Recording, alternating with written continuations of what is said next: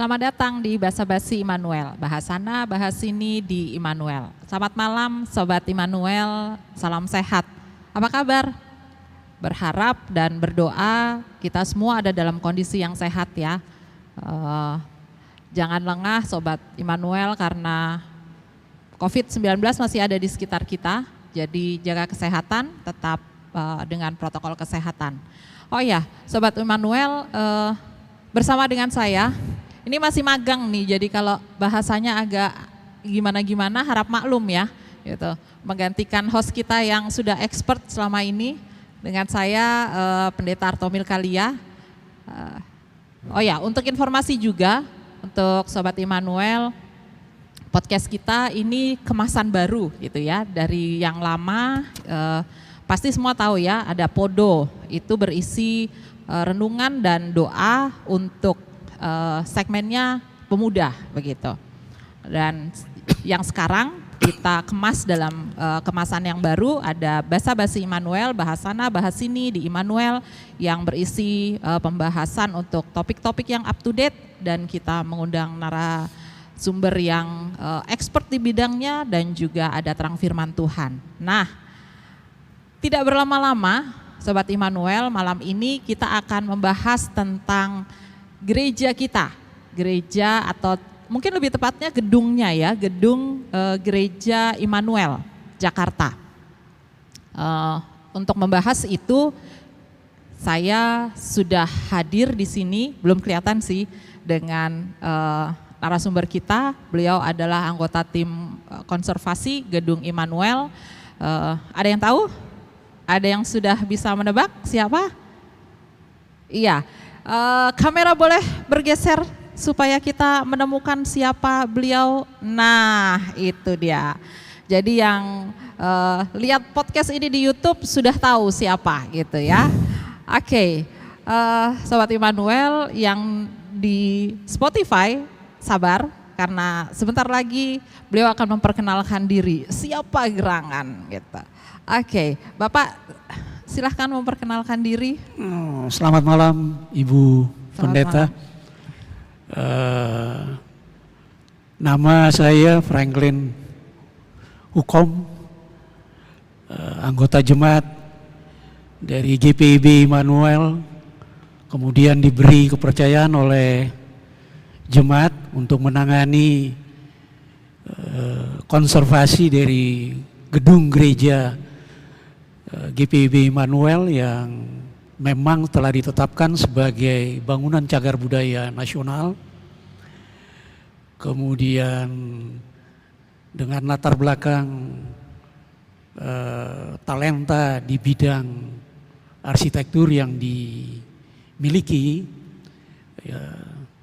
kontribusi ini yang diberikan pada jemaat Immanuel di dalam kaitan kita menjaga kelestarian dari bangunan cagar budaya Gereja Immanuel. Oke, ya.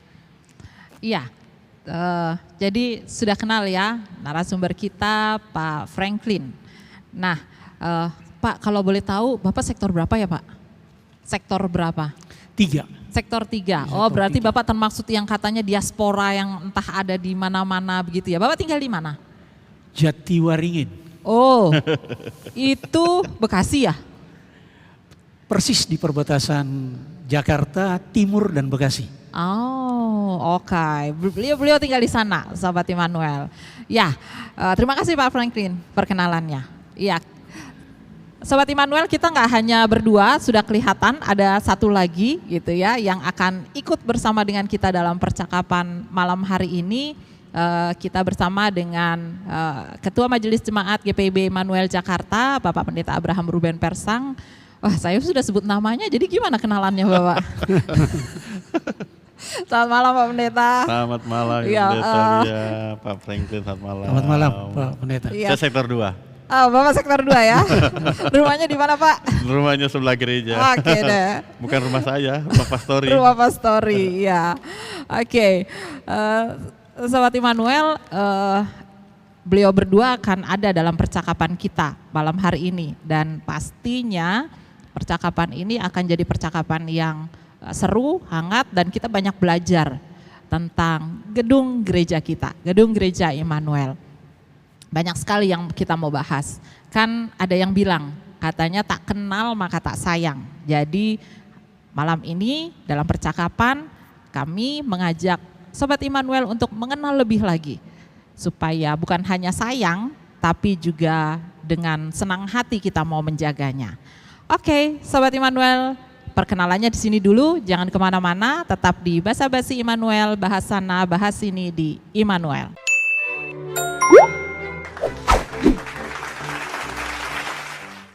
Masih di Basa Basi Immanuel, bahas sana, bahas sini di Immanuel. Nah, Sobat Immanuel, kita langsung ya. Saya mau tanya nih sama bapak-bapak, kita mau bicara atau saya mau tanya tentang sejarah gedung gereja Immanuel. Saya tanya ke Pak Pendeta Ruben dulu, boleh ya Pak Pendeta? Boleh, Ngetes nih, boleh. ngetes. Sip. Kan sudah berapa bulan di sini? Sudah Februari. Dari 7 bulan. Februari ya? 7 bulan, 7 dari bulan, Februari. oke. Berarti harusnya sudah tahu. Ya, Pak Pendeta, nama gereja ini sudah dari dulukah Immanuel atau sebelumnya ada nama yang lain? Lalu Namanya sabar satu lagi. Lalu kenapa pilihannya Immanuel atau kenapa kapan jadi Immanuel? Oke. Nah, silakan Pak. Gedung gereja ini berdasarkan literatur dan sumber, salah satunya juga dari Pak Franklin. Gedung gereja ini namanya ada Willem Skerk. Gimana sebutnya? Willem Skerk ya. Willem? Skerk. Willem Skerk. Willem Skerk. Skerk. Nah, Oke. jadi ide ini muncul dari harapan paguyuban jemaat Kristen yang ada di Batavia 1830. Oke. 1832 ini permohonannya disetujui lalu dibangun 1834. Selesai 1839.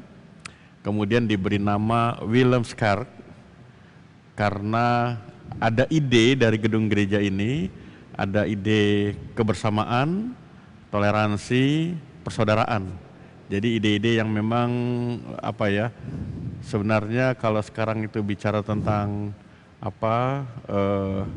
toleransi, kebersamaan, pada waktu gedung gereja ini dibangun sudah ada gitu. Nah, jadi gereja ini dibangun dengan semangat kebersamaan gitu ya, dari paguyuban Kristen yang ada di Batavia. Nah, itu digunakan terus sampai dengan ketika GPIB berdiri, jemaat Kristen di sini, gedung gereja ini termasuk salah satunya yang menjadi jemaat pertama waktu GPIB berdiri. Nah, disitulah tahun 48 nama Willem Skerk tidak digunakan lagi, diganti menjadi Immanuel gitu. 1948. Itu jadi Immanuel, ya. GPIB Immanuel. Oke. Nah, betul nggak Pak jawabannya Pak Pendeta Ruben? Saya melengkapi aja. Oke, melengkapi. Ya, Perletakan batu pertama dari gedung gereja pada tahun 1834 itu, ya. itu 24 Agustus 1834. 24 Agustus 1834 batu pertama diletakkan. Iya. Peresmiannya 5 tahun kemudian, juga pada tanggal 24 Agustus 1839. Kenapa 24 Agustus? Itu hari kelahiran dari Raja Willem pertama dari Belanda. Kenapa dia diberi? Karena dia salah satu yang menginginkan jemaat-jemaat Kristen Protestan itu bersatu. Iya. Dan dia salah satu yang mensponsori lewat pemerintah Belanda membantu jemaat Kristen Reform dan Luther pada saat mereka bersepakat membangun gereja Immanuel. Dia juga yang mendorong agar pemerintah Belanda di Hindia Belanda itu mendukung, mensupport jemaat Luther okay. dan Reform saat itu. Okay. Itu latar belakang. Iya. Tapi berarti apakah itu berarti bahwa di sekitar sini, di sekitar Immanuel, wilayah Immanuel ini dulu belum ada gereja, makanya terus jadi dibikin di sini gitu? Atau bagaimana? Oke. Di 1834 itu pada saat itu Ya. Jakarta yang kita Iya. kenal sekarang ini Iya. masih terbatas di yang namanya Batavia, dan Batavia itu ada di kawasan Sunda Kelapa Sunda Kelapa. Ya. sampai dengan kira-kira lokasi gereja Sion sekarang. Sion. Oke. Kalau pertanyaannya di kawasan ini ada gereja atau tidak? Semua gereja sampai dengan itu ada di kawasan Batavia. Di sana. Oh. Pemerintah di akhir abad ke-18 1795 pemerintah Belanda mengambil alih VOC yang bangkrut. Ya. Nah, tidak berapa lama pemerintah Belanda mengirim Gubernur Jenderal Daendels. Iya. Nah, Daendels itu salah satu orang yang mensponsori berpindahnya pusat pemerintahan dari kawasan Batavia ke Wiltevreden. Oh. Wiltevreden itu kawasan yang mencakup yang kita kenal sekarang Silang Monas, lapangan Banteng. Oh. Tapi batas wilayahnya mulai dari arah Tanah Abang sampai Pasar Senen, dari Sawah Besar sampai dengan kira-kira kawasan Menteng. Ini yang seluruhnya dinamakan Wiltevreden. Nah, proses pemindahan itu bermula di permulaan abad ke-19. Jadi pada saat proses kantor pemerintah pindah, pusat-pusat perdagangan mulai beranjak ke Wiltevreden, perumahan penduduk kelas elit mulai berpindah. Satu-satunya gereja di kawasan ini yang dikenal itu sebuah kapel, kapel Wiltevreden yang menempati lokasi dari gereja Peniel sekarang. GPIB Peniel. Betul. Oh. Tapi hanya sebuah kapel. Kapel. Oh. Kapel itu dibongkar setelah Immanuel mulai digunakan. Oh, oke. Kosong karena sudah ada tempat Pakai ibadah di sini jadinya. Oke. Nanti Peniel yang sekarang kita kenal itu dibangun di permulaan abad ke-20. 1900 sekian. Oh. Ya, Iya, itu iya, iya. latar belakangnya. Iya, iya. Nah, selama Immanuel belum ada, cuman ada kapel di lokasi Peniel. Iya. Itu jemaat rata-rata jemaat Protestan menggunakan gereja yang kita kenal Sion itu dulu adalah gereja Portugis. Buitenkerk. Jadi gereja di luar dari kawasan Batavia. Iya. Jadi Sion itu sendiri sudah di luar batas kota sebenarnya saat itu. Oh. Saat itu ya. Iya, pada saat itu kita bicara. Iya, iya. Karena bisa saya beri gambaran kondisi kota.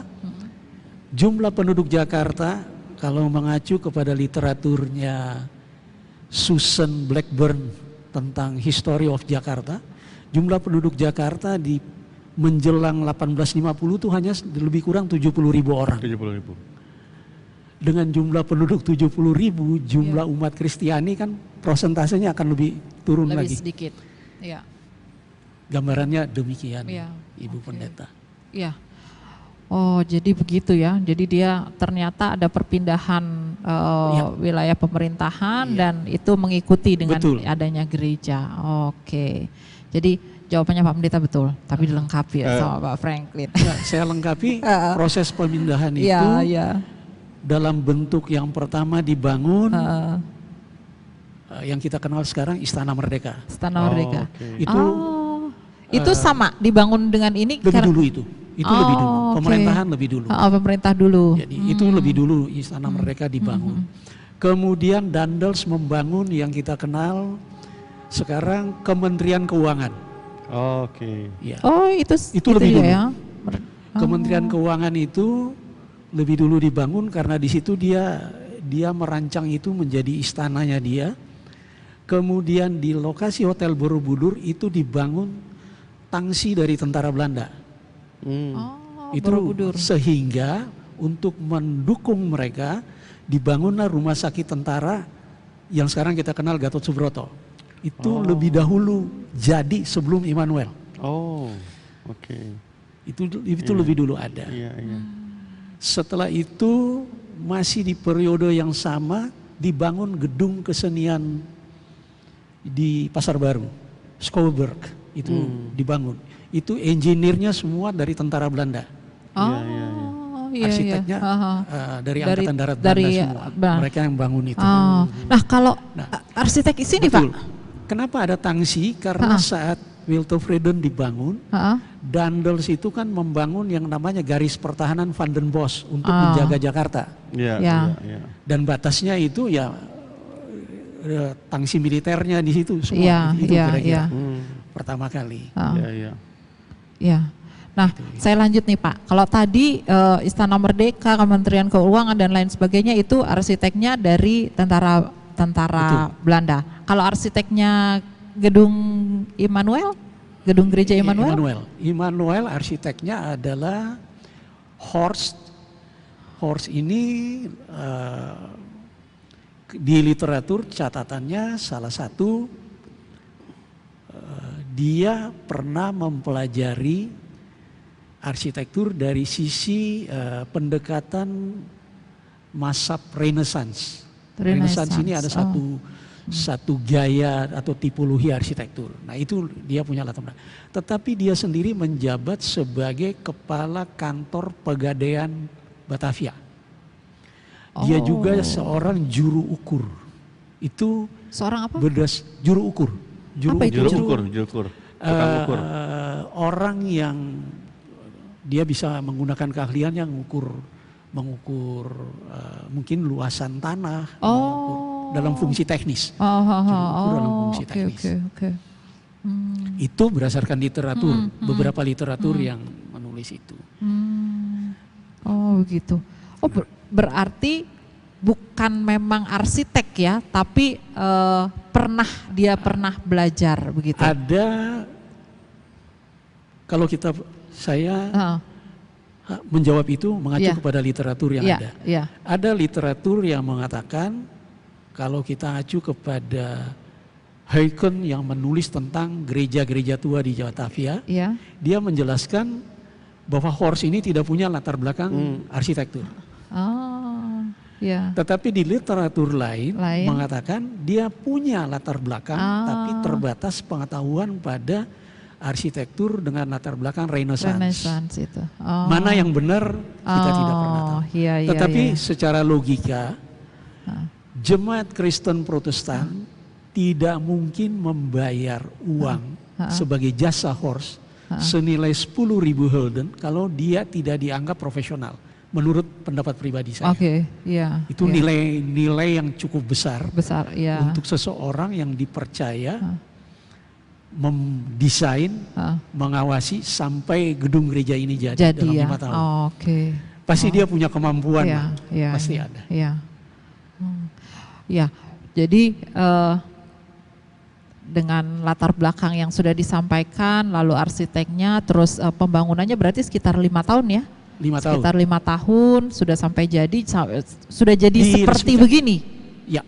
Sudah. Kecuali yang belum terpasang orgel. Oh, jadi 1839 itu belum?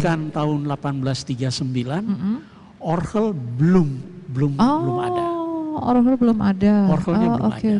Orgelnya kemudian dipesan di negeri Belanda.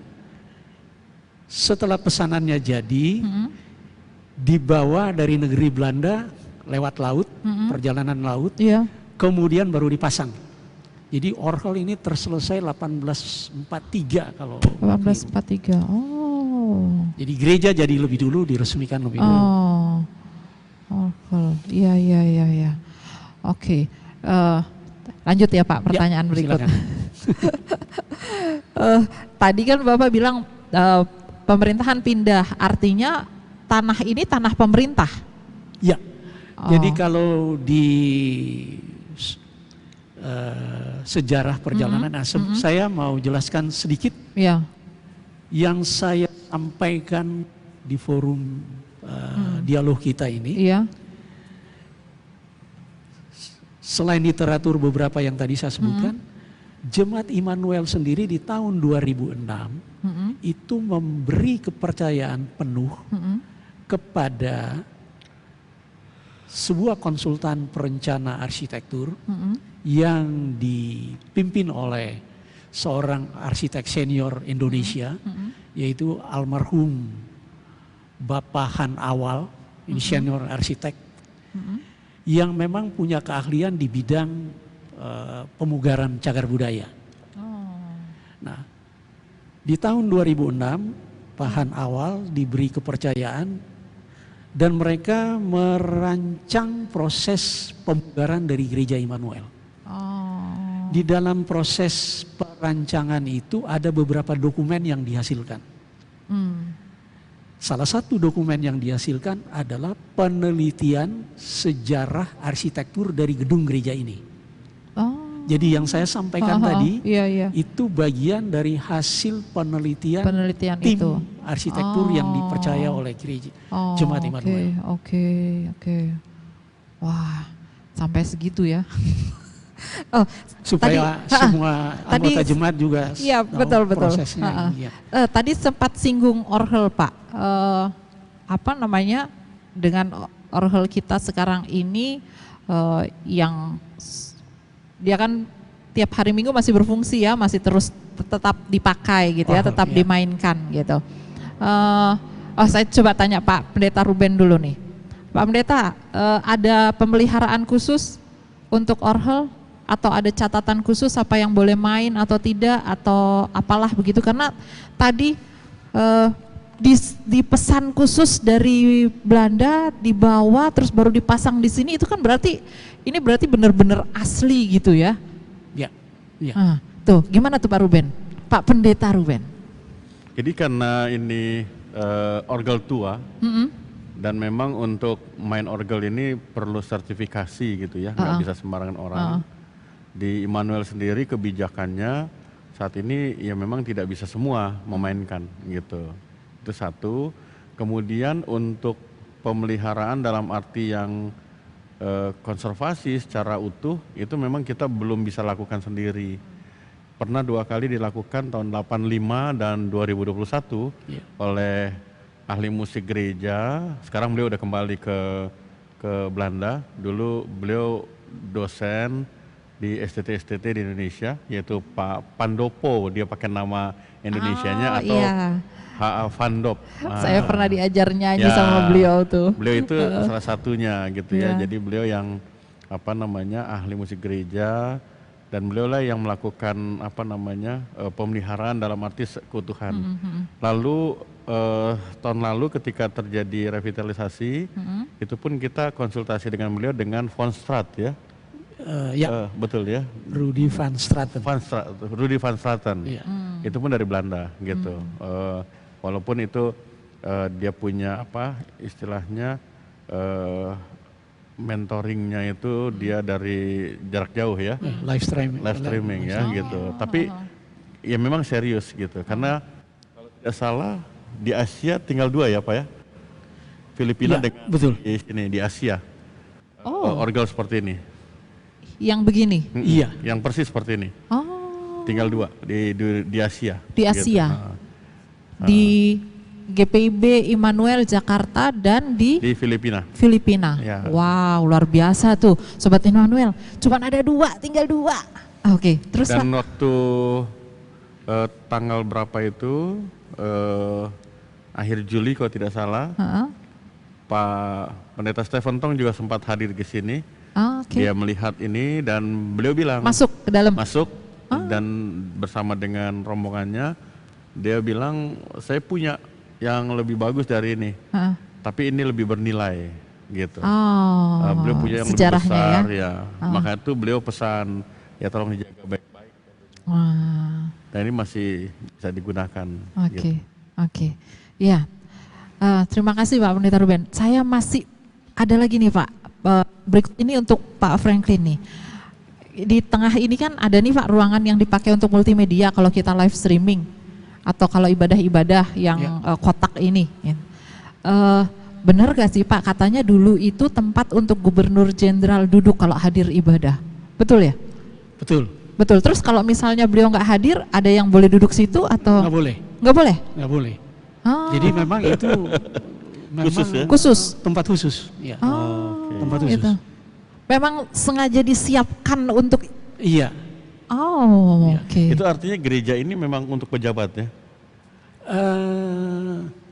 Tidak, tapi memang kelompok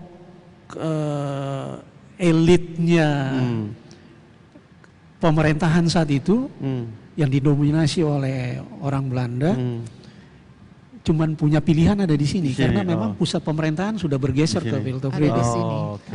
Nah, kawasan Wildhovreden selain Istana Merdeka yang sudah jadi, sekitar lapangan Monas ini rata-rata masih perumahan elit.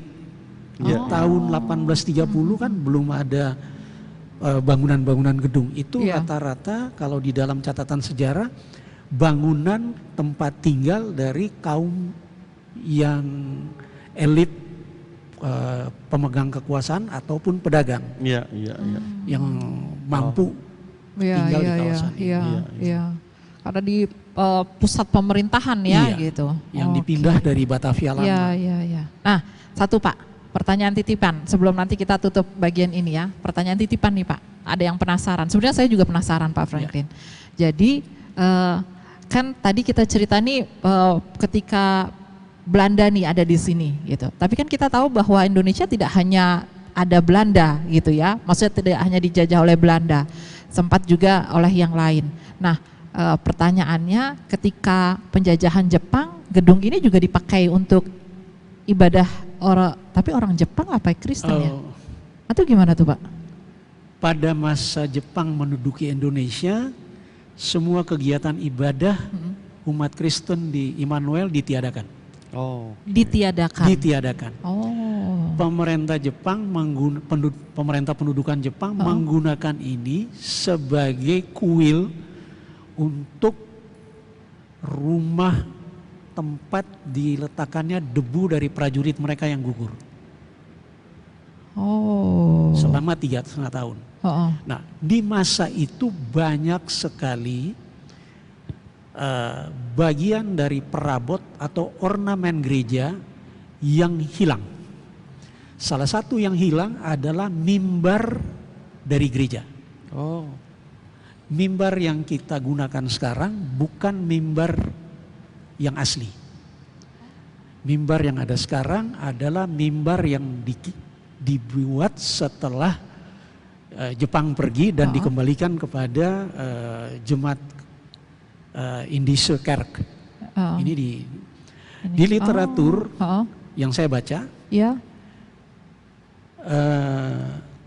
desain dari mimbar yang asli itu dan dari foto-foto lalu itu mirip dan hampir senada dengan desain dari Orgel. Jadi ini hampir satu nada. Kalau bicara aspek arsitektur itu langgam barok style. Barok style pada Orgel itu senada dengan barok style pada desain mimbar asli. Tetapi pada waktu Jepang gunakan ini sebagai rumah abu, mimbar ini dikeluarkan. Di dalam literatur itu disampaikan. Hilang pada masa itu.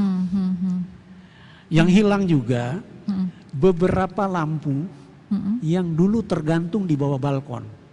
Di foto-foto arsip kita temukan, jadi di bawah semua balkon ini ada lampu seperti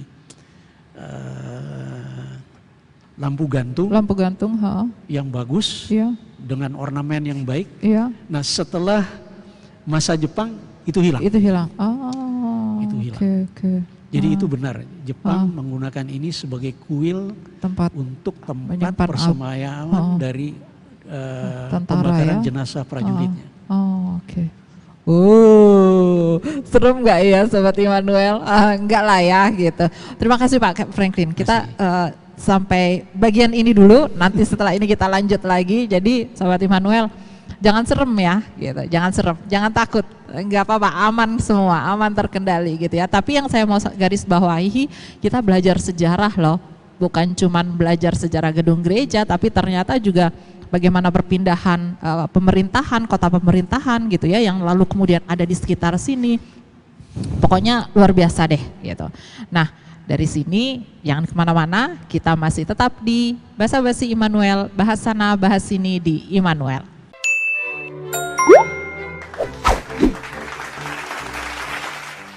Hai Sobat Immanuel, masih di basa-basi Immanuel, bahas sana, bahas sini di Immanuel. Nah, kita lanjut ya, Sobat Immanuel. Ini makin hangat, makin seru nih kita nih.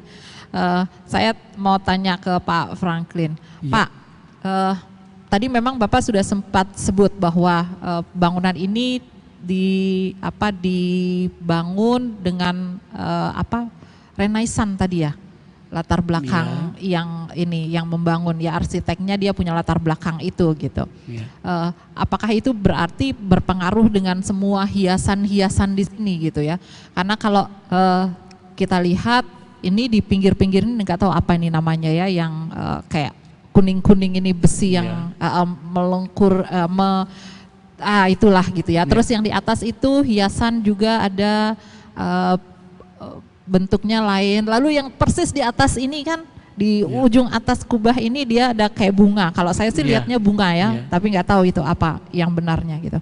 Maksud saya kenapa begitu ya gitu? Kan ini memang dari awal direncanakan untuk bangun gereja gitu.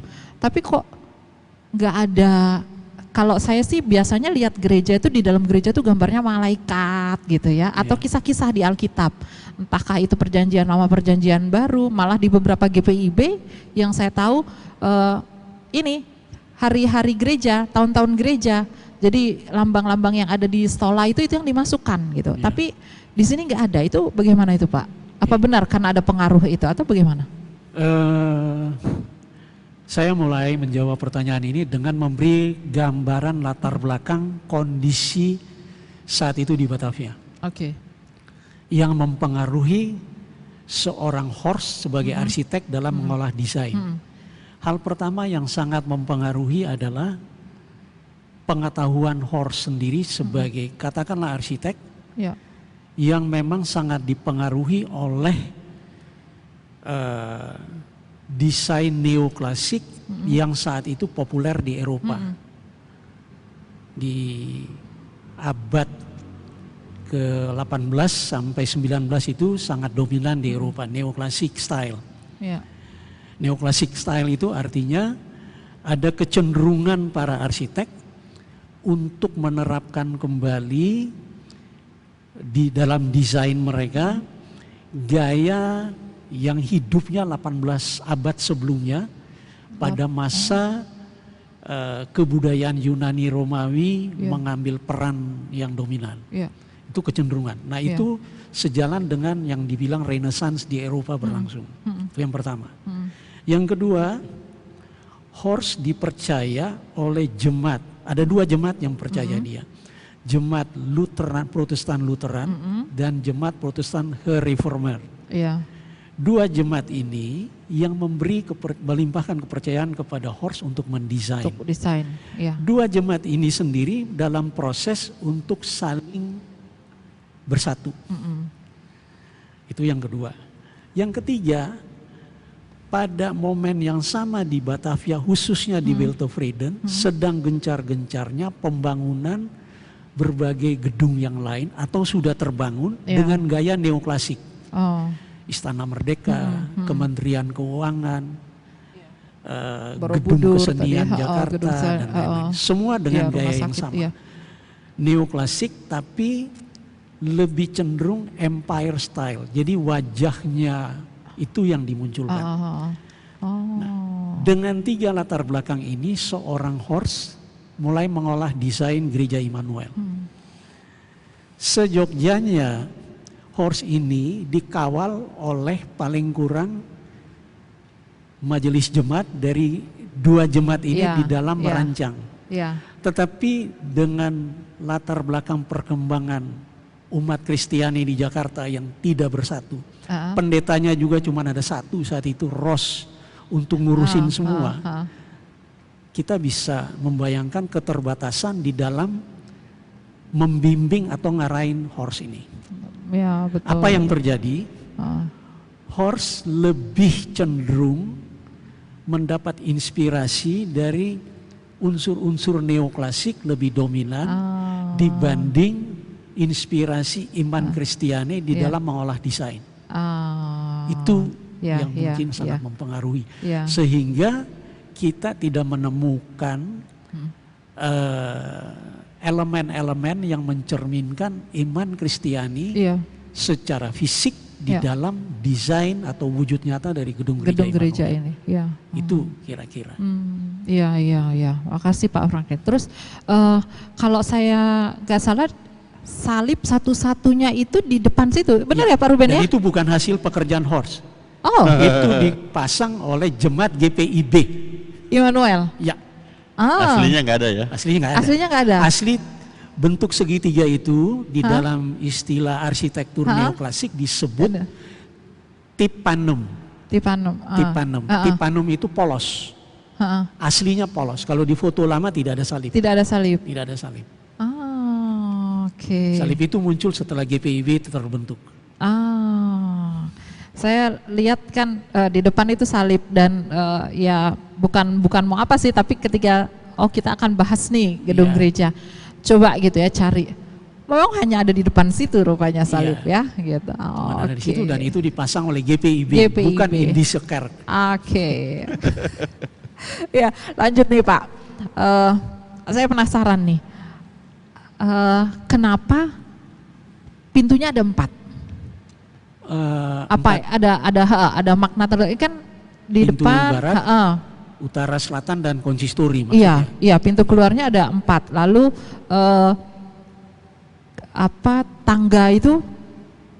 tangga kan sebenarnya kita bisa aja tuh bikin lurus begitu, kalau saya nggak salah tuh tangga itu melingkar begitu kan, itu apa ada makna tertentu ya, termasuk dengan pintu yang ada 4 arah ini apakah ada makna tertentu Pak? Oke. Saya mulai dengan pintu di 4 arah. Oke, pintu, iya. Bicara neoklasik, salah satu unsur atau elemen neoklasik itu yang namanya simetris mannerism yang muncul di Eropa di abad 18 juga. Nah, simetris mannerism ini kalau kita tarik garis imajinasi di dalam platform atau bentuk denah itu ada bentuk simetris di 4 arah dari wajah bangunan. Dan di dalam kalau kita lihat semua sisi itu terbagi sama rata dan terpusat. Itu prinsip dasarnya. Nah, ini diadopsi secara penuh oleh seorang Horst di Gereja Immanuel. Prinsip langgam dasar dari simetris mannerism yang memang saat itu diterapkan di Eropa di dalam bangunan-bangunan neoklasik. 4 arah ini sama simetris dari semua arah dan terpusat, center line. Center line-nya adalah pada ruang ibadah dan tegak lurus langsung kepada kubah. Nah, itu yang pertama. Nah, hal yang kedua, pertanyaan dari Ibu Pendeta adalah tentang bentuk tangga spiral di 4 sudut. Kenapa mesti spiral? Itu bagian juga dari elemen desain neoklasik, tetapi langgamnya yang dia gunakan barok. Barok itu logikanya adalah menghubungkan antara, jadi individu atau manusia itu dibangun interpretasi emosinya antara ruang nyata dan ruang virtual. Jadi dengan desain spiral, kalau kita berdiri di lantai terbawah dan memandang ke atas, itu seolah-olah tidak ada akhirnya. Kita tidak tahu ujungnya spiral itu di mana. Walaupun sebenarnya ruang nyata lantai 1 berhubungan dengan ruang nyata lantai 2. Tetapi secara langsung kalau kita memandang bentuk spiral itu sesuatu yang tidak berakhir. Dan itu memang bagian dari logika barok yang diharapkan.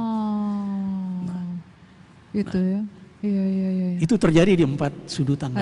Itu maksudnya itu di situ. Nah, ada 3 elemen barok yang dominan dalam gereja. Yang pertama di tangga spiral. Yang kedua yang kita sebut oculus. Oculus adalah lingkaran putih pada kubah. Oculus. Dan yang ketiga adalah desain dari Orgel. Ini juga. Itu adalah langgam barok. Barok itu cenderung untuk dominan pada unsur dekoratif, tetapi memainkan logika yang menghubungkan emosi kita antara ruang nyata dan ruang virtual. Oculus ini menghubungkan antara ruang nyata, ruang ibadah, dan ruang luar. Karena dia membuat bukaan di plafon dari kubah yang menghubungkan dengan ruang luar. Di mana cahaya matahari itu kalau masuk, orang akan merasa di ruang nyata ini, tapi dia berhubungan dengan sesuatu yang entah berakhir di mana. Itu bagian dari logika barat. Kira-kira ini diterapkan oleh seorang host di Gereja Immanuel. Wow, sampai segitu ya? Memang perlu pendalaman. Jadi gini, di atas Oculus ini ada yang disebut lentera atau kupola, puncak yang, dari kubah. Paling atas itu ya. Jadi, kalau kita dari luar kita bisa lihat itu ya. Bentuk lentera yang ada jendela-jendela kecil ini memasukkan cahaya matahari. Nah, cahaya matahari yang masuk ini kalau kita perhatikan memberi terang ke dalam ruang ibadah. Sepanjang 1 tahun, posisi matahari ini berdasarkan sudut inklinasi kan bergeser dari Katulistiwa ke 23 lintang utara, nanti dia balik lagi 23. Jadi berkah sinar yang masuk kalau diperhatikan minggu demi minggu kan bergeser. Kita nggak pernah perhatikan. Bapak perhatikan? Enggak ya? Itu akan bergeser karena itu bagian dari pergerakan bumi dan terhadap matahari. Nah, itu yang terjadi. Itu yang terjadi. Dengan sudut inklinasi itu yang terjadi. Itu bagian dari desain yang efek desain yang diterapkan. Lagi ya Pak, nanya lagi. Banyak nih Pak pertanyaannya. Kita untuk masuk ke gereja ini kan pakai tangga ya, banyak tangga nih sampai tinggi baru dapat tempat ibadah.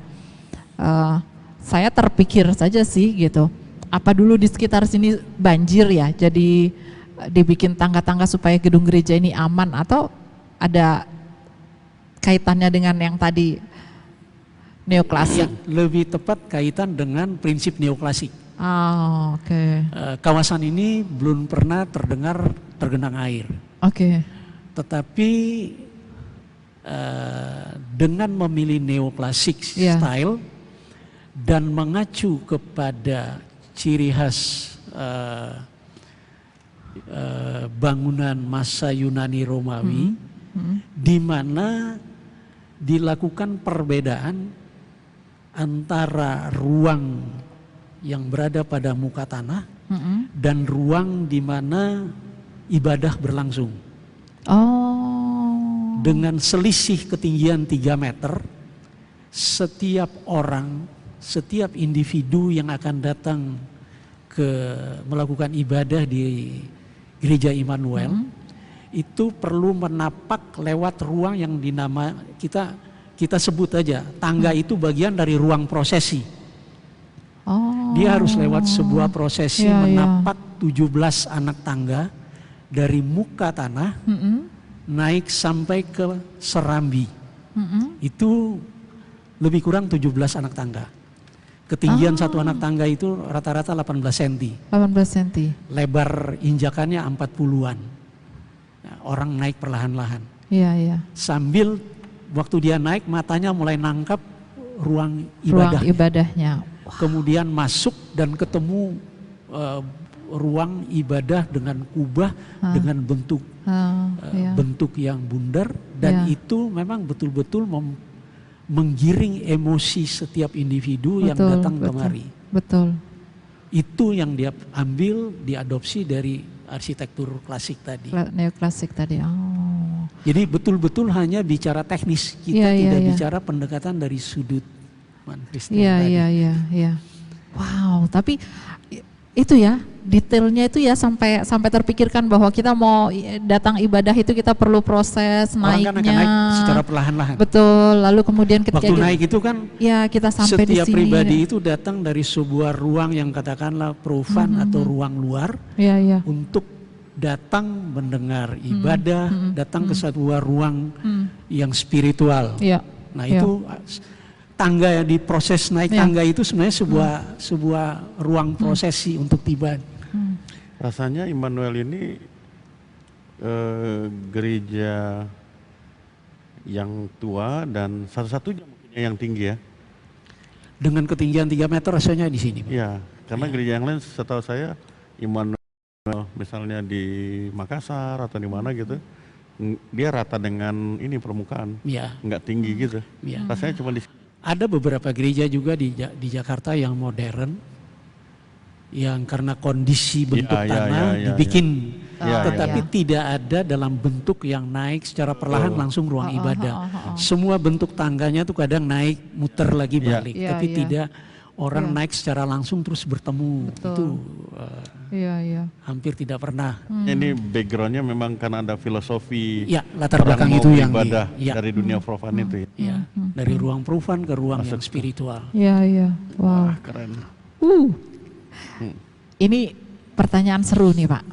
Pertanyaan seru. Jadi biasanya gitu ya, biasanya kalau gedung-gedung bangunan-bangunan tua itu kan ada kayak ruang bawah tanah gitu ya. Atau ada jalan menuju kemana gitu. Biasanya kalau saya suka nonton film-film dulu tuh gitu. Kalau udah bangunan tua, wah ini ada jalan kemana-mana. Immanuel ada nggak? Tidak ada. Nggak ada? Yakin tidak ada.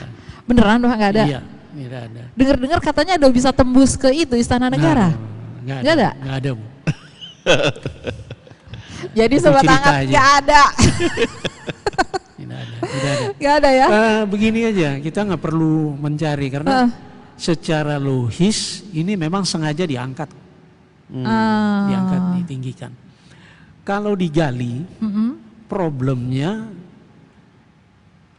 kita gali 1 meter sudah ketemu air tanah. Di halaman itu digali 1,5 meter air tanah. Permukaan air tanah cukup tinggi. Nah, itu secara teknis.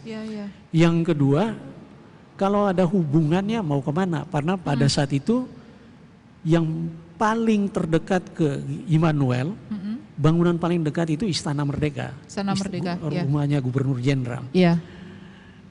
Sekarang sudah terpotong dengan waktu membangun kereta api layang dan sebagainya. Kalau dipancang, dibangun instalasi pasti sudah ketemu kalau ada terowongan. Jadi secara logis, jadi nggak ada ya? Lupakan itu, tidak. Kecewa kita. Padahal kalau ada saya mau minta diajakin ke situ tuh Pak, biar kita bisa jalan tembus kemana-mana gitu. Oke deh. Nah, ini satu lagi. Sebelum kita selesai dengan segmen ini, yang saya tahu dan lihat jelas itu logo Immanuel. Itu kan ada di lift ya, ada di lift. Itu memang punyanya Immanuel atau bagaimana itu? Atau dari mana itu ya? Oh begini Bu, logo itu baru saja diciptakan 2021. Bagian dari proses revitalisasi.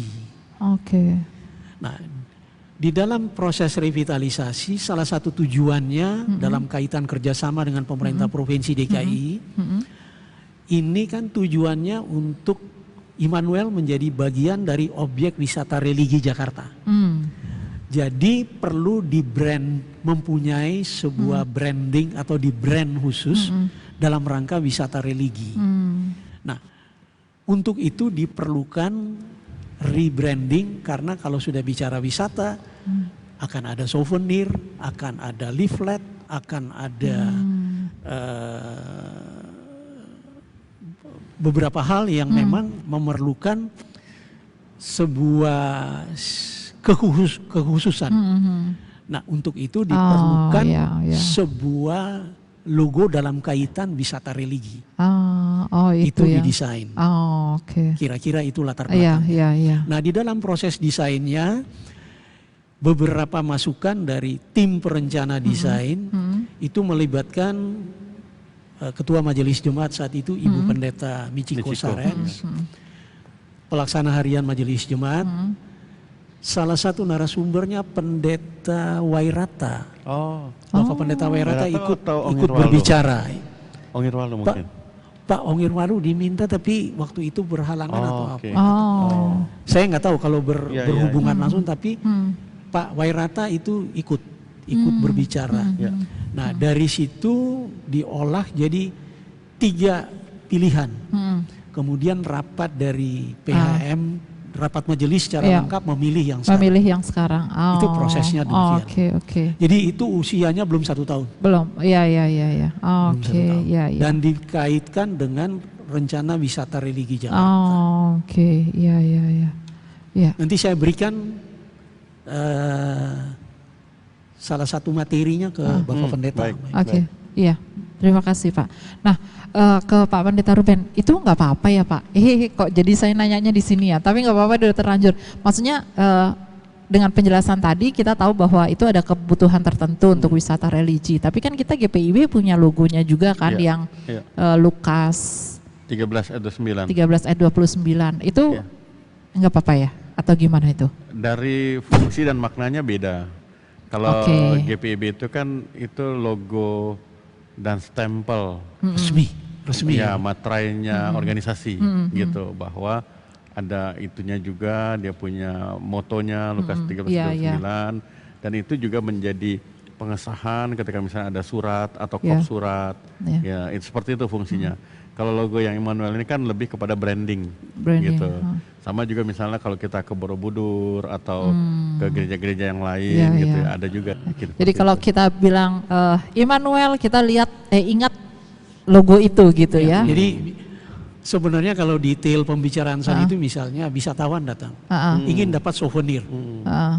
Nah souvenir ini sebenarnya bisa diolah oleh Jemaat Immanuel. Betul. Dengan Nah betul. Ah, Apakah oke, dia untuk gantungan itu. kunci, apakah Betul. dia kaos, Oke. apakah dia Pak Pendeta itu Pak Pendeta. Ya.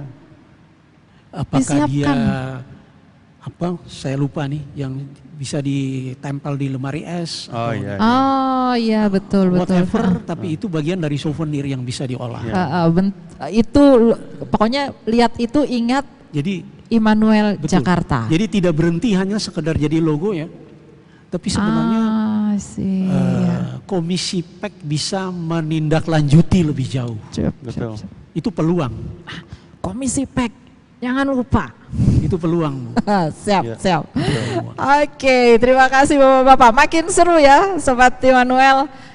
Jangan kemana-mana, masih ada lagi. Kita jeda dulu, segera lanjut di Basa-Basi Immanuel, bahas sana bahas sini di Immanuel.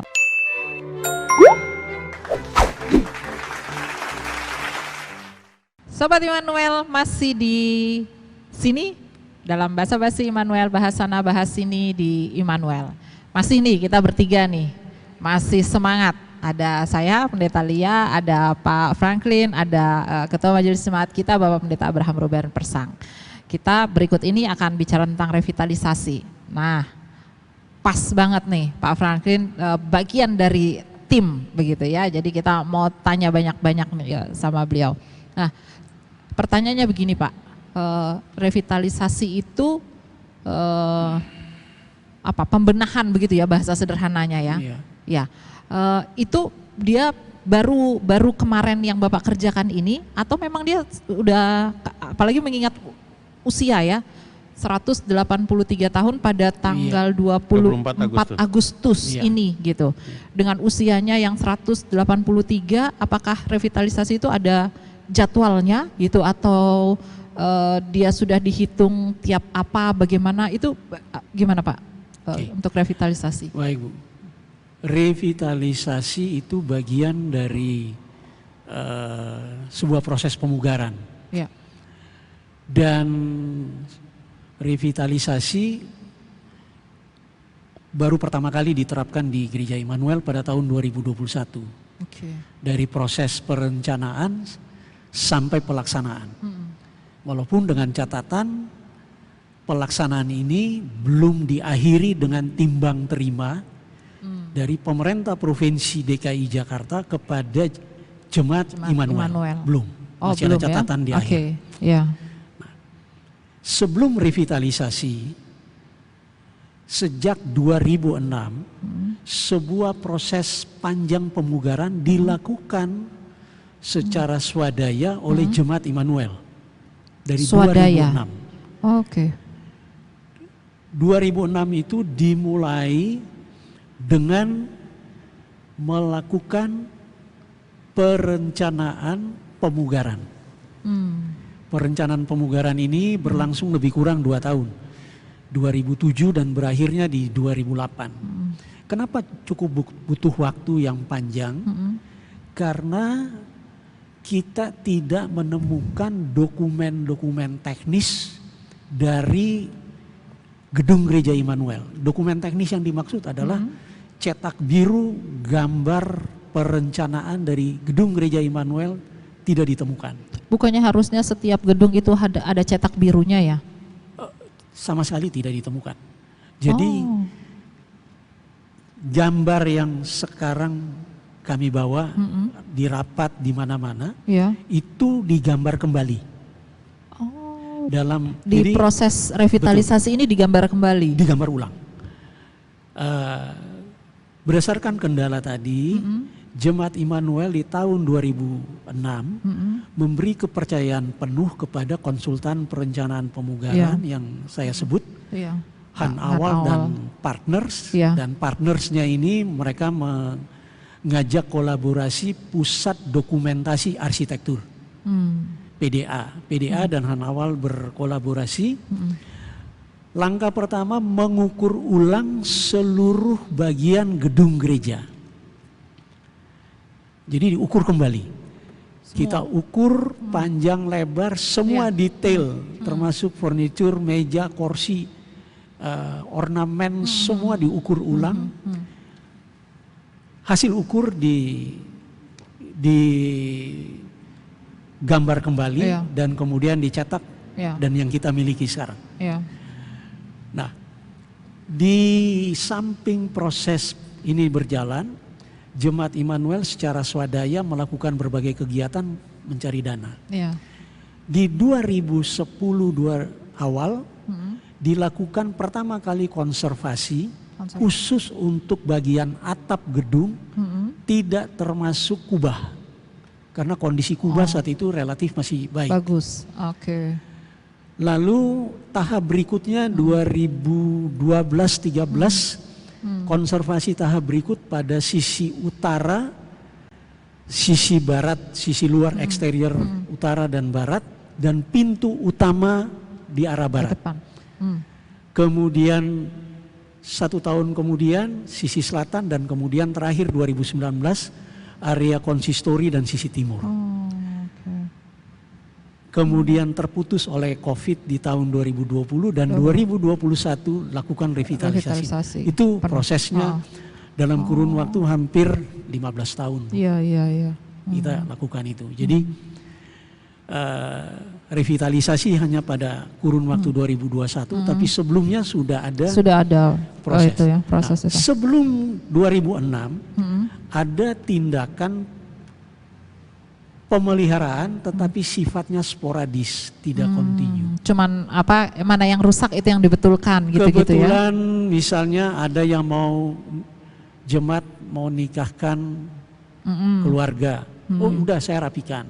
Tetapi tidak mengikuti pakem cagar budaya. Ya udah dicat aja. Nah, kalau kita tidak mengikuti pakem cagar budaya, yang terjadi itu hanya sembuh sebentar, kemudian kembali sakit lagi. Kira-kira itu yang terjadi. Nah itu Pak, Bapak sekalian disebut cagar budaya. Gereja kita ini masuk cagar budaya kan? Ya. Cagar budaya itu artinya apa? Maksudnya konsekuensinya apa untuk gereja atau untuk kita gereja? Konsekuensinya apa kalau cagar budaya? Konsekuensinya adalah dia harus tunduk kepada Undang-Undang Cagar Budaya Nasional. Tidak Dengan bisa tunduk di situ rubah-rubah ada begitu, hak atau? dan kewajiban yang berlangsung. Salah satu kewajiban, kita tidak bisa dengan semaunya kita sendiri merubah bentuk, merubah material yang digunakan. Misalnya dindingnya tiba-tiba udahlah kita gunakan semen aja. nggak boleh. Nggak boleh. Kursi nih, misalnya kayaknya kursi begini kurang bagus, kita ganti sofa gitu, itu nggak boleh? Nggak boleh. Tidak boleh. Kalaupun kita sampai terpaksa merubah, harus memberi argumentasi yang betul-betul, karena ada semua material ini kan ada masanya. Iya. Jadi kalau sampai memang harus diganti, harus didukung dengan argumentasi yang kuat.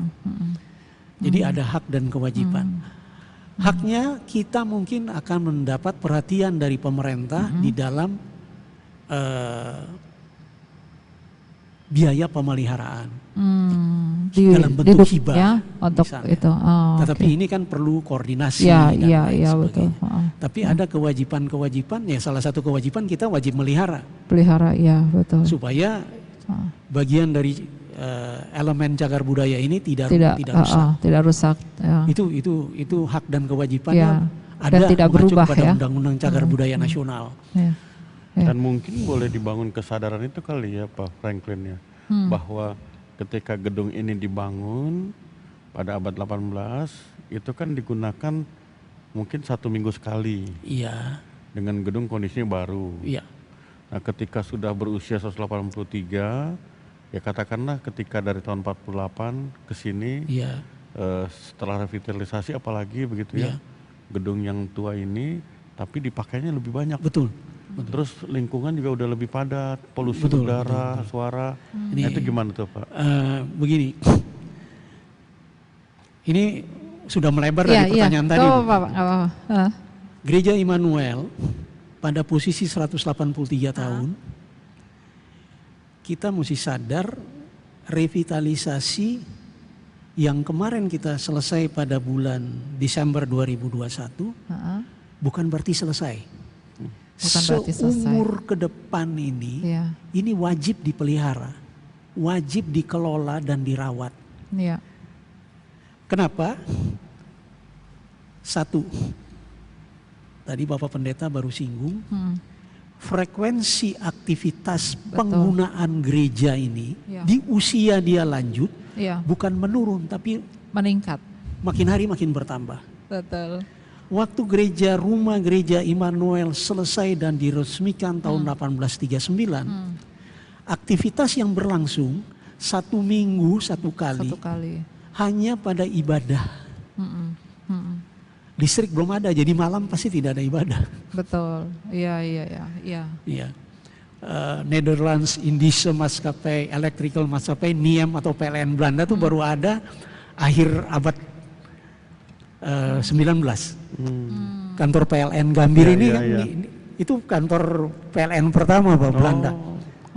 Iya, ini kantor PLN di itu baru ada 1878 apa. Gereja Immanuel lebih dulu. Iya. Nah, listrik baru ada, jadi sambungan listrik ke mari jangan-jangan sudah di akhir. Iya.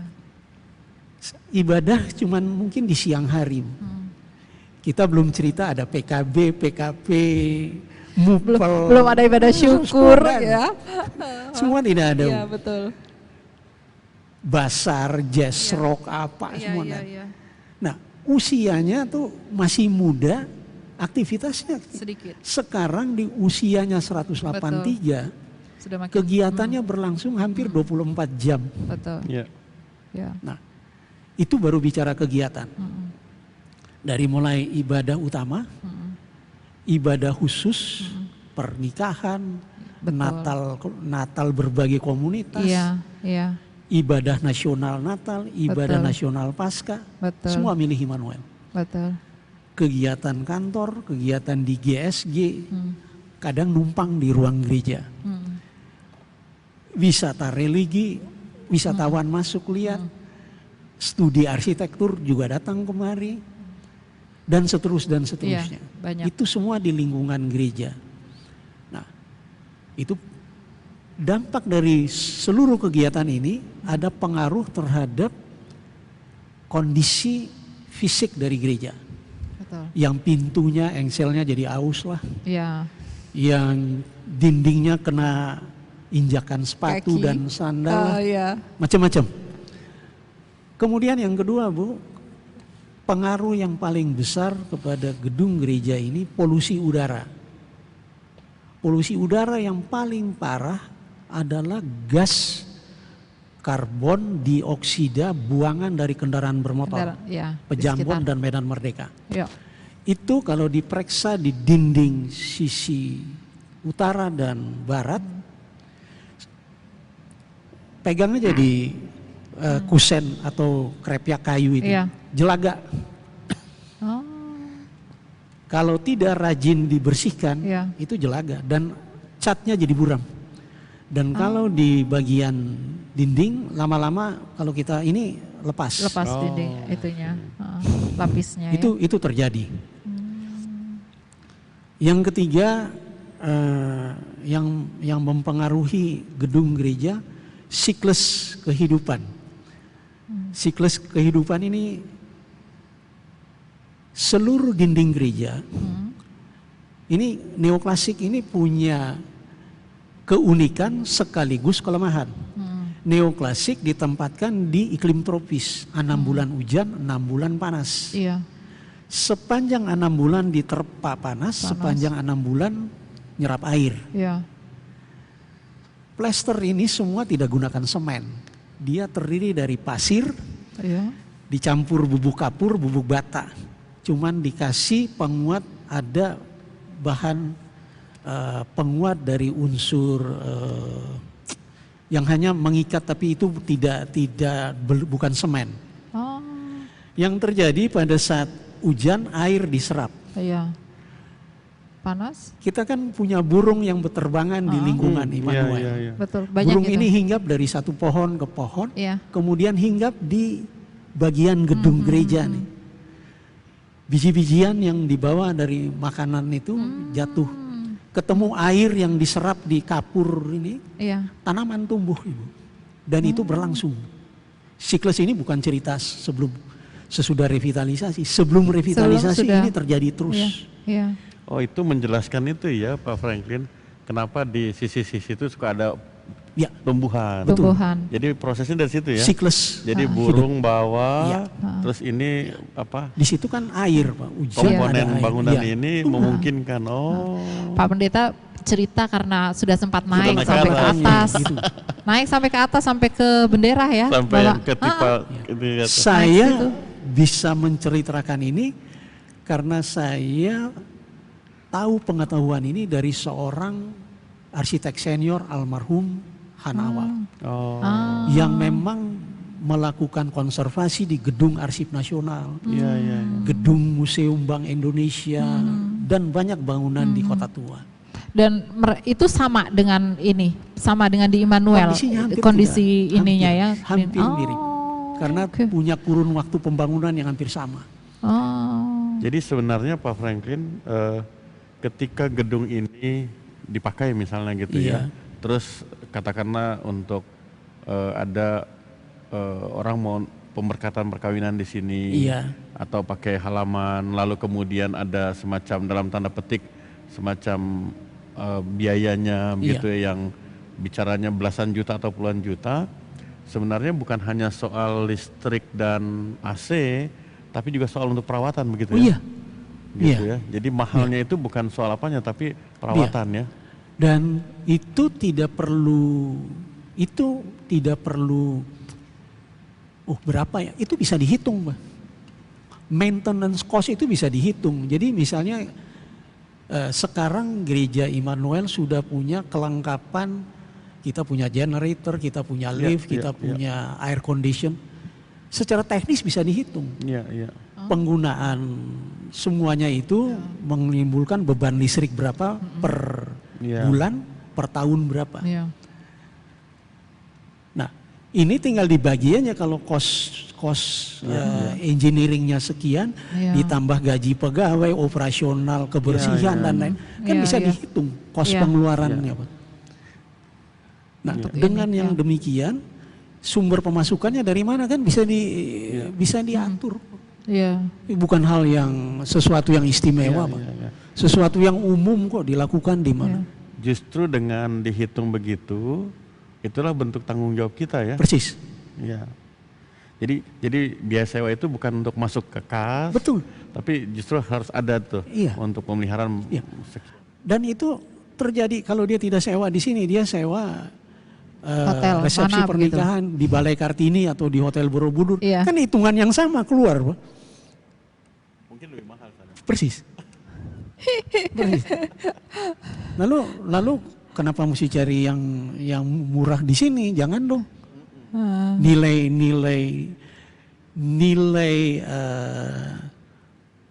lingkungan yang dia gunakan itu lebih tinggi dari nilai ruang yang dia pakai ya, di yang tempat lain lain. itu ya. Iya. Malahan jadi nggak benar, Pak, memanfaatkan. Betul. Luar Itu biasa menurut saya nih. keliru. Iya. Sebelum kita lanjut ke yang lain, saya mau tanya tentang wisata religi. Jadi Immanuel termasuk dalam wisata religi, salah satu tujuan tempat wisata religi, begitu ya? Wisata religi. Iya. Iya. Yang lainnya adalah Jadi begini, wisata religi Jakarta itu bukan hanya di lingkungan objek wisata umat Kristiani, umat Muslim, Buddha, Hindu semua paketin. Jadi program revitalisasi pemerintah provinsi itu mencakup semua. Semua bagian. Iya. Oh, oke. Ya. Wah, sobat hangat, makin panjang dan lebar. Jadi bukan cuma panjang dan lebar, malah dalam dan luas juga gitu ya. Oh, saya belum selesai dengan tadi sorry.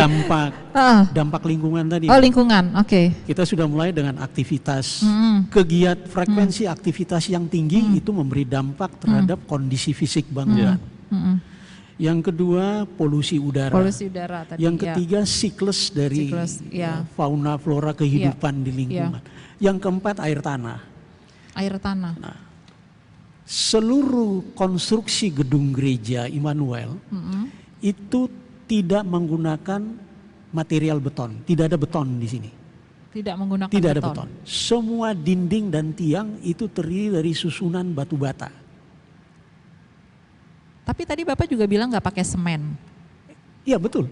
Jadi bagaimana mereka bisa batu bata itu bagaimana bisa melengket kalau tidak ada beton atau semen? 1834 kan belum ada pabrik semen di Indonesia, Bu.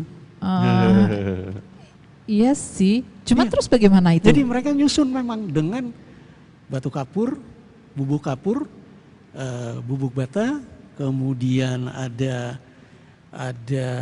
pasir khusus, kemudian ada air, dan ini disusun semua. Seluruh konstruksi ini. Jadi kombinasi antara susunan bata, plesteran tadi, plesteran itu. berikut konstruksi kayu.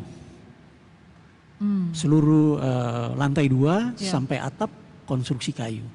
Jadi kita tidak menemukan beton, berarti ada tulangan besi, tidak ada. Kita tidak temukan juga tiang besi dimanapun, tidak ada. Kecuali di dalam proses konservasi kita nambah. Seperti pintu utama di depan, barat, itu sudah ada tiang baja yang terpaksa harus dipasang karena kita tidak menemukan lagi kayu jati dengan usia yang sama. Oh. Ya. Nah, itu ada cerita kenapa sampai kayu jati itu rusak.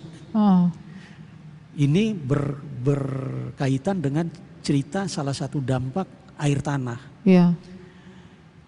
Kita tahu bahwa dengan konstruksi seluruh gedung gereja dipikul, jadi konstruksi pemikulnya dinding ini memikul seluruh beban gedung gereja. Dinding ditambah kusen pintu ditambah kusen jendela dalam satu kesatuan memikul beban bangunan ini. Nah, ini menerus sampai ke permukaan tanah. Di sisi lain kita tahu Jakarta itu mulai mengalami dampak penetrasi air laut yang mulai penetrasi ke daratan. Itu mengganggu di level muka air tanah yang mulai mengandung. Nah, dinding yang terbuat dari bata ini yang menerus itu berfungsi sebagai kapiler, mengisap air ini. Iya. Nah, kalau muka air tanah naik dan ini terhisap, di bagian kayunya, dinding ini ada bentuk kristal garam yang tertinggal dan ini salah satu yang menimbulkan kerusakan. Ini bagian dari yang harus kita rawat. Itu hal yang keempat, Ibu. Iya. Hal yang kelima, Bu. Iya. Semua yang kita pasang ini proses revitalisasi ini semua ada lifetime-nya, ada usianya. Setelah kita revitalisasi bukan berarti selesai kok, dia seumur-umur, tidak. Cat yang kita pasang, kita cat pada plafon kubah ini ada usianya. 10 tahun, 5 tahun, kalau tidak dicat ulang ya akan kembali buram. Cat di pintu akan demikian juga. Lantai kalau kita poles setelah 3 tahun. Jadi ada keterbatasan dari semua material yang digunakan. Ada lifetime-nya, usia. Yang kelima, kemajuan teknologi. Kita sekarang menggunakan AC yang baru, sistem VRV.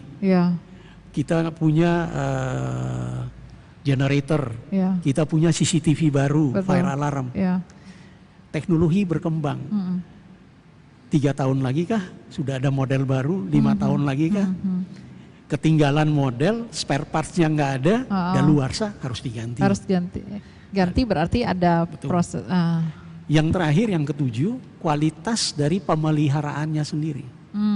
Kalau tidak lakukan ini, yang 6 yang lain ini tidak diurus, 6 yang lain ini akan, yang tadi diceritain di depan, akan menjadi sumber dan memberi dampak kerusakan yang cukup signifikan bagi bangunan. Jadi jawabannya, Jemaat Immanuel ke depan punya pekerjaan rumah untuk merawat hasil revitalisasi. Dan itu nggak bisa ditawar-menawar lagi. Mutlak harus dilakukan. Wow. Di dalam sidang Majelis Jemaat 23 Juli kemarin, atas nama tim konservasi, kami mengusulkan dalam waktu dekat disempurnakan atau dilengkapi sebuah tim pengelola untuk melakukan salah satu tugasnya memelihara. Tetapi sudah waktunya duduk bersama untuk memikirkan hal ini. Dan sebagai catatan aja, dari sejak Desember 19 Desember 2021 ibadah pertama setelah revitalisasi dilakukan, sampai dengan kita duduk berdialog ini, rasanya kita belum duduk bersama membicarakan rencana pemeliharaan perawatan itu tadi. Oke. Jadi itu jadi PR. Itu pekerjaan rumah yang perlu kita selesaikan. Betul. Baik. Dan itu serius. Buat saya itu serius. Baik. Saya juga melihat itu serius, Pak. Dengan semua yang kita sudah bicarakan ini gitu ya, itu sangat serius. Jadi, sahabat Immanuel, ingat ya tadi yang barusan disampaikan Pak Franklin. Kita harus merawat hasil revitalisasi ini. Lalu kalau nanti Pak Pendeta Ruben ada telepon, jadi tunggu saya lihat catatan saya. Jadi tim pemeliharaan gedung gereja Immanuel nggak boleh nolak. Ini tanggung jawab kita bersama, gitu ya, Bapak ya? Oke. Tugas mulia. Tugas mulia harus dilakukan, harus diterima. Kita di sini dulu, jeda dulu, masih di Basa-Basi Immanuel, bahasana bahas ini di Immanuel.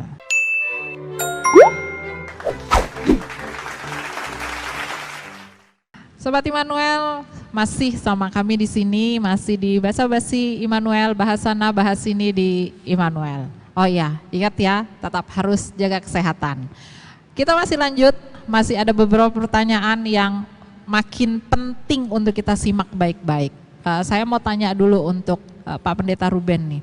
Pak, tadi penjelasan Pak Franklin kan bilang nih bahwa kita ornamen-ornamen ini semua dari neoklasik gitu ya, ada istilah-istilah tadi yang barok begitu-gitu ya gitu. Itu saya jadi takut nanyanya nih, boleh nggak sih gereja pakai yang kayak gitu? Maksudnya bukannya gereja itu harusnya yang apa ya, yang teologis apa gitu-gitu tuh. Itu gimana tuh kita harus melihat semua itu gitu. Kan nggak mungkin terus kita bilang rubah ini, nah lo dimarahin kita gitu kan. Itu gimana Pak Pendeta? Kalau kita perhatikan di Alkitab itu, kita mulai katakanlah dari Abraham gitu ya. Ketika dia berangkat dari Mesopotamia. Ya. Lalu dari Haran dia menuju Kanaan, ke Mesir gitu. Yang dia bangun itu mezbah. Mezbah, iya. Dan mezbah itu tempat apa? Mezbah itu sebelum Abraham kenal dengan Adonai atau Yahweh itu adalah tempat persembahan kurban kepada berhala. Berhala, iya. Tapi itu dipakai. Oke. Ya kan? Dapat saya Pak. Ya kan? Oke, lanjut Pak. Jadi yang Abraham pakai itu adalah batu-batu yang disusun jadi meja persembahan kurban. Dan sebelum Abraham mengikuti panggilan Tuhan, dia kan adalah agamanya bukan agama apa istilahnya itu Yahwism, iya, yang percaya kepada Yahweh. Ya. Dan dia percaya, dan Mesopotamia itu terkenal dengan percaya pada dewa-dewa. Yang saya mau katakan, tempat ibadah ritual dari Abraham sebelumnya itu adalah tempat untuk dewa-dewa. Tapi kemudian dibawa oleh Abraham, dipakai gitu dengan mezbah itu. Gitu. Nah, itu satu. Kemudian yang kedua, waktu pada masa Musa gitu. Ya. Kan Tuhan bilang, bawa umatku keluar ke padang gurun. Nah, di padang gurun itu ada apa? Nggak ada apa-apa. Ya. Kalau untuk suku-suku Beduin, suku-suku asli, ya disitulah mereka menyembah dewa gitu. Mereka nggak punya tempat, nggak ada tempat khusus gitu kan. Di Sinai ketika Musa datang ke sana, Tuhan bilang ini tempat yang suci. Kenapa? Karena memang disitulah Tuhan menjumpai Musa, lalu kemudian Tuhan bikin perjanjian pada umat. Tapi kan sepanjang itu umat tidak punya tempat. Ya. Lalu kemudian Tuhan beri perintah untuk membuat kemah suci. Tempat yang khusus gitu. Nah, pertanyaannya apakah setelah itu ada tempat khusus, kemudian kalau nggak di situ terus Tuhan nggak ada? Di dalam Alkitab di situ ditegaskan, Tuhan sendiri yang bilang bukan di situ. Memang itu adalah tempat tanda kehadiranku. Tapi bukan berarti di situ tempatku. Ketika Daud bilang saya tinggal di istana, Tuhan nggak punya tempat. Saya mau bikin. Tuhan bilang jangan salah. Bumi ini ciptaanku, itu tempat aku gitu. Artinya ketika bicara soal gedung Immanuel ini yang pernah dipakai dengan fungsi yang lain, lalu dibangun dengan arsitektur yang tidak ada Kristianinya, ya tidak jadi masalah. Kalau mau ditanya misalnya arsitektur Kristiani itu apa sih, sebenarnya kan itu baru muncul kemudian, dan itu muncul karena gereja Kristen Barat. Gitu kan, dan itu kan juga apa istilahnya gereja menyerap arsitektur sekuler lalu dimasukkan, dimaknai. Karena kan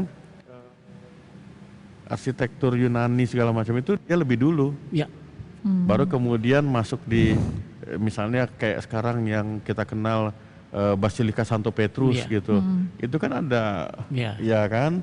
Langgam apa, kemudian gotik, itu kan arsitektur sekuler sebenarnya, yang kemudian ditambah ada salib gitu. Nah, pada masa para rasul malah ada masa gelap di akhir abad pertama sampai dengan abad ketiga, itu orang Kristen jemaat mula-mula itu tidak beribadah di gedung gereja, belum ada gedung gereja, mereka malah ibadah di apa namanya, katakombe namanya, itu kubur-kubur bawah tanah, gitu. Kenapa? Karena kalau mereka ibadah terbuka, mereka ditangkap. Iya, ditangkap. Gitu. Nah, itu dalam kaitan tadi penjelasan pada masa pendudukan Jepang ini jadi tempat perabuan, nggak ada masalah, gitu. Kenapa? Karena tempat ibadah ini adalah sarana.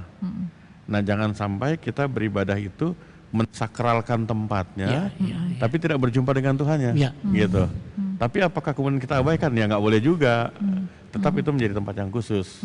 Gitu. Tapi kan Pak, nyambung itu yang tadi Bapak sempat singgung yang ketika dikuasai Jepang jadi tempat penyimpanan abu jenazah dan seterusnya. Nanti nggak terus jadi waduh serem, horor apa gitu itu gimana tuh kalau kita melihatnya begitu? Ini kan bicara mindset gitu kan. Kita kan kalau udah tempat gelap yang terpikir itu hantu. Iya kan? Iya kan? Kan itu mindset dan memang itu ciri khas orang Asia dan ciri khas orang Indonesia, karena orang Asia itu dikenal dengan spiritual society, masyarakat roh gitu. Nah, tapi dalam paradigma Kristen, cara berpikir Kristen, bukankah di Alkitab kan dikatakan bahwa ada malaikat Tuhan? Kenapa sih kita nggak balik kalau di mana saja ada malaikat Tuhan gitu? Itu akan merubah tuh mindset kita. Kalau kita yang ada itu di tempat itu adalah hantu, ya terpikir hantu. Tapi kalau kita pikir ada malaikat Tuhan, ya malaikat Tuhan yang hadir. Artinya bukan tempat yang jadi persoalan, gitu. Tapi soal kitanya gitu. Jadi, kalaupun ini tempat pada masanya pernah jadi tempat penyimpanan perabuan, ya nggak apa-apa, nggak ada masalah di situ. Karena toh setelah itu kan dipakai untuk ibadah, gitu. Kan ketika ibadah kan, apalagi misalnya dengan tata ibadah GPIB ada votum, pertolongan kita dalam nama Tuhan. Itu udah sekian juta kali tempat ini divotumkan gitu, ditabiskan. Dinyatakan bahwa di sini Tuhan hadir menolong kita. Gitu. Jadi nggak usah takut ya, Sobat Immanuel. Jadi Bapak-bapak, sebelum mengakhiri percakapan kita ini yang luar biasa, saya mau meminta gitu ya, kan Gedung Immanuel ini yang luar biasa bagus ini nanti tanggal 24 Agustus 2022 akan berulang tahun, merayakan waktu berdirinya gitu ya, mungkin ya, ke 183 tahun. Nah, itu kan luar biasa. Jadi mau minta Bapak-bapak untuk mengajak Sobat Immanuel supaya mau untuk terus menjaga, merawat gedung ini gitu. Terutama untuk sobat muda, karena yang masih muda, maksudnya yang masih akan ada di sekitar Immanuel ini masih sekian banyak tahun ke depan gitu ya, dengan perkenanan Tuhan. Mari Pak Franklin dulu boleh Pak, mengajak supaya kita mau merawat ini dengan baik. Baik, terima kasih Ibu Pendeta. Yang pertama di awal kita berdialog, Ibu bilang kalau nggak kenal nggak sayang. Nah, moto ini yang mungkin perlu disosialisasikan di lingkungan Jemaat Immanuel ke depan. Ya. Bahwa pengetahuan tentang latar belakang sejarah dari gedung gereja Immanuel ini tidak terbatas hanya diketahui oleh katakanlah tim konservasi saja, ketua majelis jemaat saja, pelaksana harian majelis jemaat saja, tapi sejogjanya diketahui, dikenal oleh seluruh anggota jemaat. Nah, dalam kaitan ini kami bersedia untuk memberi pengetahuan ini, berbagi. Ya, siap. Kenapa? Karena ke depan tanggung jawab untuk mengelola dan memelihara makin besar. Betul. Ke depan perlu regenerasi. Betul. Pengetahuan ini perlu ditransfer kepada generasi berikut. Dan saya melihat kita belum mempersiapkan. Bagaimana melakukan konservasi yang benar? Bagaimana proses perencanaannya? Bagaimana proses pemeliharaannya secara detail? Ya. Yang lebih spesifik lagi, bagaimana cara kalau orgel ini mesti katakanlah dikonservasi? Ya. Sekarang ada dalam bentuk dokumen tersimpan di kantor sekretariat. Begitu pergantian PHM atau majelis, tidak ada yang peduli lagi. laporan berkali-kali proses konservasi setiap tahap yang tadi kami gambarkan. Iya. Selesai, reportnya dalam bentuk dokumen, disimpan di kantor gereja. Begitu proses yang berikut, tolong dong bagi dokumennya, tidak ada yang tahu di mana disimpan. Oke. Ini jangan berulang lagi loh. Betul, betul. Ya. Ini terjadi nih. Hal-hal ini perlu diatasi segera oleh jemaat Immanuel. Ya. Saya mungkin dinilai oleh jemaat nyinyir, cerewet, tapi yang saya lakukan bagian dari tanggung jawab saya sebagai anggota jemaat Immanuel, karena menurut hemat saya kita nggak perlu puas hanya sampai direvitalisasi. Betul. Ke depan ada ujian yang berikut, yaitu memelihara dan mengelola. Memelihara, ya. Dan memang harus dilalui, suka tidak suka akan dilalui. Dan untuk melalui itu mesti dipersiapkan. Nah, mempersiapkannya salah satu berbagi pengetahuan. Berbagi pengetahuan, menyusun rencananya, dan ya itu sesuatu yang serius. Tadi di awal kita berdialog saya informal mengatakan taruna, remaja, pemuda di dalam program setiap minggu kurikulumnya mungkin sudah harus memasukkan pengetahuan tentang arsitektur gereja, Immanuel aja khususnya, pengetahuan tentang sejarahnya, sehingga sejak dini itu sudah diketahui, sudah kenal yang gitu tidak ya. pernah dilakukan selama ini menurut hemat saya. Ini apa sih? Kenapa sih pintunya tinggi? Kenapa pintunya sampai ada pintu di kaca, ada pintu lagi di luar? Dan seterusnya. Yang kedua, selain berbagi pengetahuan, mempersiapkan dalam waktu dekat tim yang secara khusus mengelola, bukan hanya memelihara. Di dalam sidang majelis jemaat 23 Juli kemarin kami memberanikan diri memberi masukan. Mengelola itu mencakup memelihara, mengelola seluruh kawasan parkir, mengelola seluruh aspek keamanan, kemudian juga mengelola semua unsur wisata religi, dan itu bisa bekerja sama dengan PEK, jadi potensi buat GPIB Immanuel. Nah itu seluruhnya semua dalam satu paket pekerjaan Ibu. Hal yang ketiga, dan ini mungkin lebih kepada, saya mohon izin dari Pak Pendeta. Sinode, majelis sinode GPIB, titip pesan, sudah waktunya untuk ikut memperhatikan gedung-gedung gereja yang statusnya cagar budaya, karena bukan cuma di Immanuel problem ini muncul. Di lingkungan GPIB, untuk jemaatnya diberi supervisi, didukung agar melakukan program revitalisasi atau program konservasi dengan benar. Dengan benar. Karena tidak semua mengerti. Tidak semua mengerti. Jadi ini masukan sejogjanya di majelis sinode ada satu unit tim di organisasi mereka yang setiap waktu membantu mensupervisi jemaat-jemaat yang mempunyai atau berada di gereja-gereja dengan status cagar budaya. Ada Peniel, ada Sion, ada Koinonia di Jakarta. Banyak ya di Jakarta. Ada Benduk di Semarang. Ada Betel di Bandung dan seterusnya di lingkungan GPIB. Itu kira-kira hal-hal yang perlu diperhatikan. Perlu diperhatikan. Siap. Terima kasih Pak, sudah dicatat. Terima kasih Pak Franklin.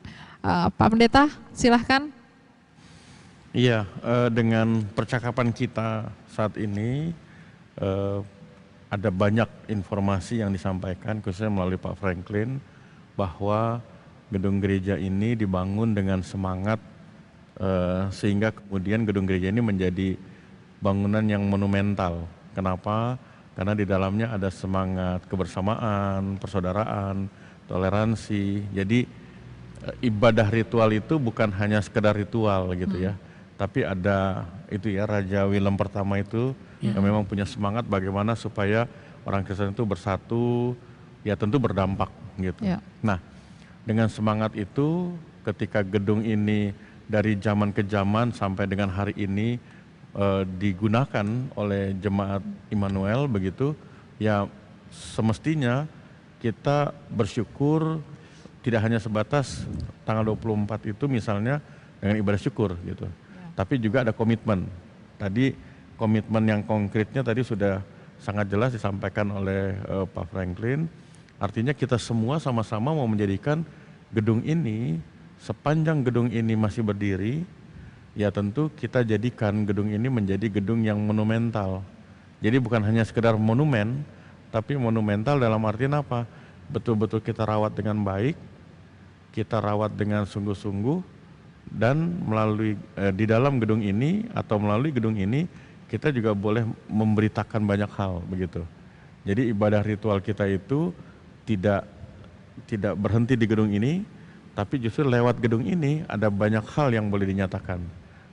Saya secara khusus mau memberikan penegasan begini, bahwa bersyukur Immanuel itu berada dalam, kalau boleh dikatakan, segitiga emas gitu ya. Segitiga emasnya apa?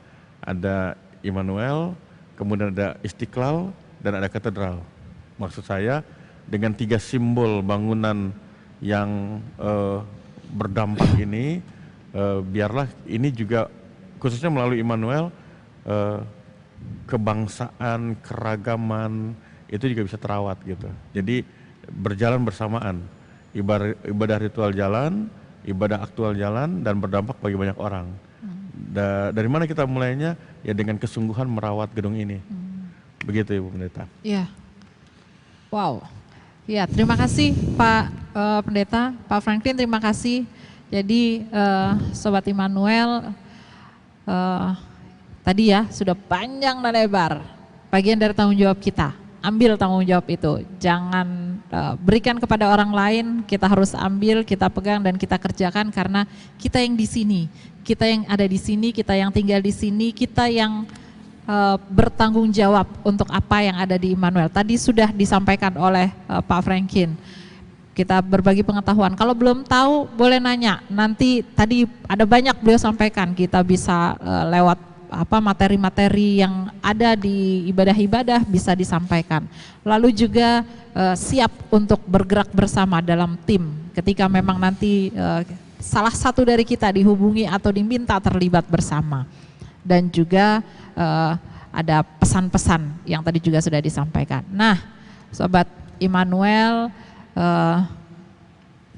dari semua yang sudah kita dengar, sekali lagi tanggung jawab kita merawat gedung gereja ini, karena ini punya kita, ini tanggung jawab kita.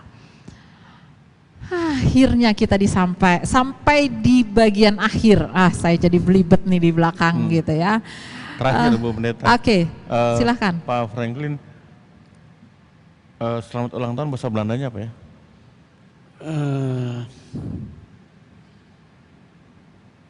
Saya mesti cek lagi Pak, takut salah. Sering dibilang Hefeliciter, tapi apakah itu yang tepat dalam kaitan dengan ulang tahun gereja? Oh betul. Itu betul. Apakah itu hanya untuk pribadi? Tapi kalau dalam konteks yang luas ini apa yang tepat? Ya. Maksudnya Bu Pendeta, di akhir kita mengucapkan dirgahayu gitu ya, atas selamat untuk hari berdirinya gedung ini. Betul. Kalau pribadi ini, tapi dalam konteks gedung saya mesti bertanya Pak. Iya, jangan sampai salah. Lagian kalau bahasanya berbeda lagi. Kalaupun Pak Franklin dapat, saya nggak berani ngomong, pasti saya akan belibet ngomongnya. Bahasa Indonesia aja kadang belibet gitu ya. Jadi Udah ya? Bersyukur untuk 183 tahun ya menjelang. Oke. Mau sekarang? Ya di akhir. Oh di akhir. Oke. Jadi saya closing dulu ya, Bapak-bapak. Oke. Jadi Sobat Immanuel, itu tadi obrolan kita. Serunya pakai banget gitu ya. Kita ada di sini di Basa-basi Immanuel, bahasana bahas sini di Immanuel. Kita sudah tahu banyak tentang gedung gereja kita. Kita banyak sekali dapat informasi-informasi baik. Dan sekali lagi terima kasih Pak Franklin. Terima kasih Pak Pendeta. Dan terima kasih yang juga nggak boleh lupa untuk tim Basa-basi ada di belakang sana. Tepuk tangannya mana? Ada Kak Grace, ada Dave. Iya, ada Kakak Dave, Abang Dave, ada Kakak Grace gitu ya. Tadi ada Kakak Michael gitu ya. Ada Rivaldo juga. Oh iya, ada Valdo. siapa? Valdo ya? Siapa? Oh, yayangnya Kakak Grace ada tadi gitu ya. Oke. Nah, itu mereka semua yang ada di belakang layar. Jadi Sobat Immanuel, ikutin percakapan kita di YouTube atau di Spotify. Yang pasti di Basa-basi Immanuel, bahasana bahas ini di Immanuel. Akhir kata dari saya, selamat malam, salam sehat, dan selamat menyambut sukacita 183 tahun Gedung Gereja Immanuel. Oke, sampai jumpa di bahas ini Immanuel. Bye. Bye.